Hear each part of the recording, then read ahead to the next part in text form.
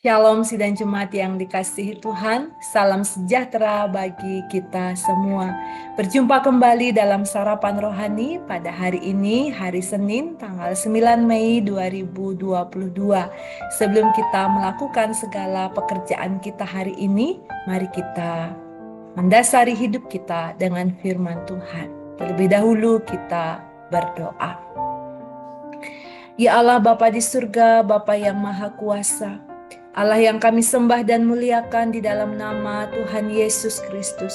Pada pagi hari ini kami rindu mendasari kehidupan kami dengan firman-Mu. Kami mohon biarlah kuasa Roh Kudus memenuhi hati kami, sehingga firman-Mu dapat kami mengerti dan menjadi rema dalam kehidupan kami. Kami sambut firman-Mu hanya di dalam nama Tuhan Yesus Kristus. Amin. Bapak, Ibu, dan jemaat yang dikasihi Tuhan, pada saat ini kita bersama-sama akan membaca dan merenungkan firman Tuhan dari dua bacaan pada hari ini. Yang pertama dari kitab Mazmur pasal yang ke-11 ayat yang ke-7 dan kitab Efesus pasal yang ke-4 ayat 23 sampai 24. Saya membacakan bagi kita. Tuhan adalah adil dan Ia mengasihi keadilan. Hendaklah kamu dibaharui di dalam roh dan pikiranmu, dan mengenakan manusia baru yang telah diciptakan menurut kehendak Allah di dalam kebenaran dan kekudusan yang sesungguhnya. Demikianlah firman Tuhan pada hari ini. Yang berbahagia adalah kita yang mendengar juga melakukannya dalam hidup setiap hari. Bapak Ibu, saya memberikan judul atas perenungan firman Tuhan pada hari ini, hidup sebagai ciptaan baru. Bapak Ibu Saudara yang dikasihi Tuhan, dalam suratnya kepada jemaat di Efesus, Paulus menegaskan supaya mereka tidak lagi hidup dalam manusia yang lama. Tidak lagi hidup melakukan praktek sama seperti sebelum mereka mengenal Kristus.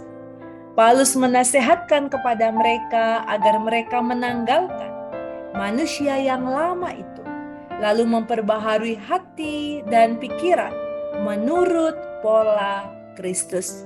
Hidup dalam tabiat dan sikap yang benar bagi Kristus, itulah ciptaan yang baru. Mengapa Paulus memakai istilah ini, Bapak Ibu Saudara? Mengapa Paulus memakai istilah manusia lama dan manusia baru?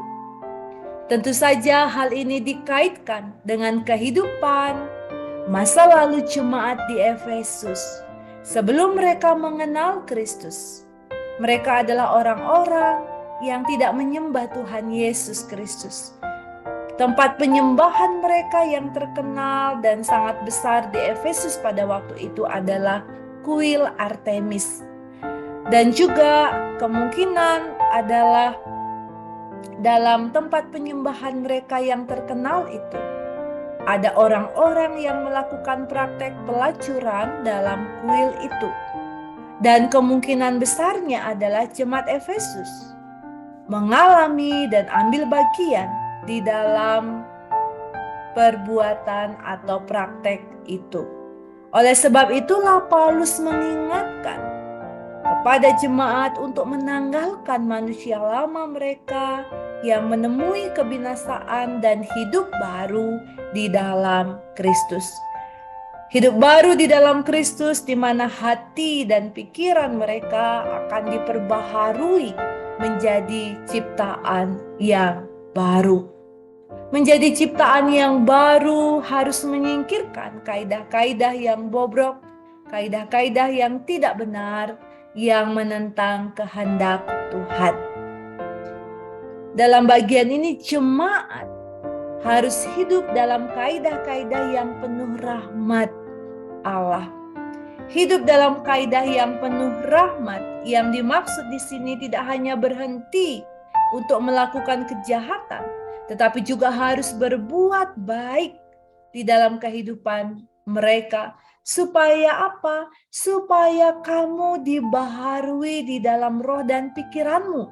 Itulah dalam ayat yang ke-23.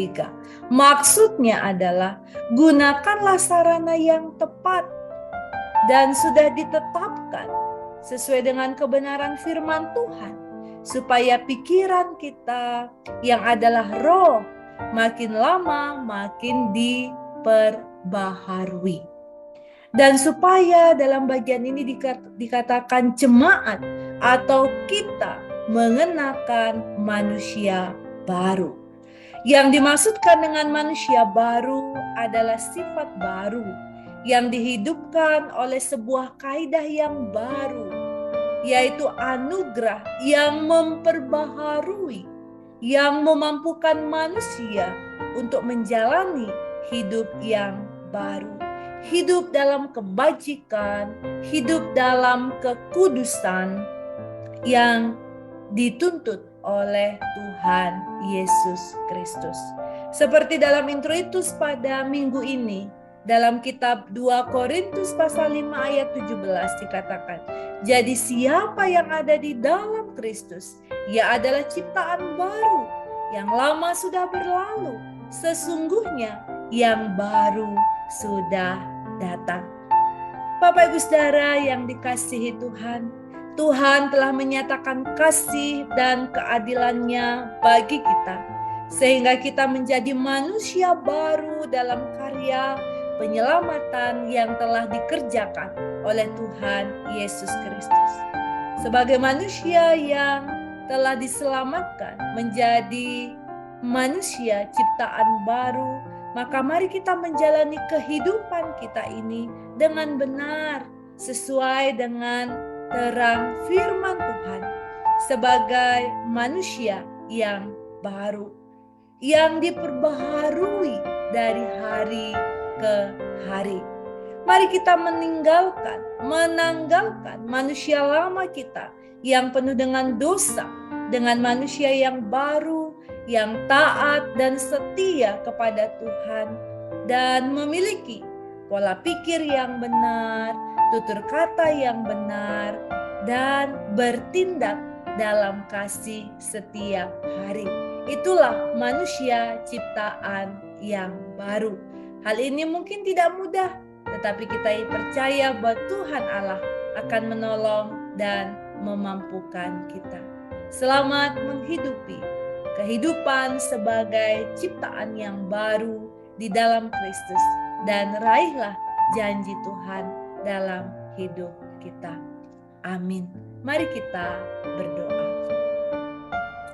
Kami bersyukur kepadamu ya Tuhan, sebab Engkau Tuhan Allah kami yang baik, yang telah memberkati kami dengan firman-Mu.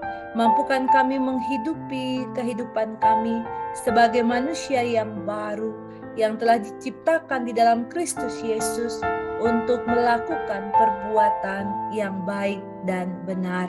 Bapa di surga, sepanjang hari ini kami hendak melakukan segala tugas kami masing-masing.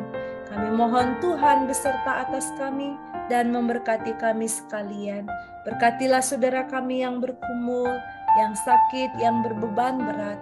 Biarlah Tuhan memberi kelegaan dan pertolongan atas mereka.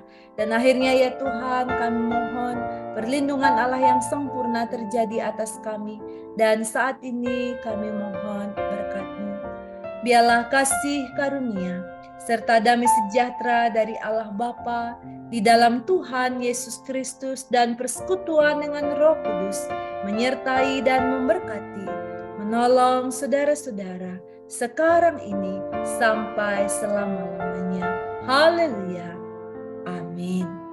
Selamat berkarya Bapak Ibu Saudara yang dikasihi Tuhan.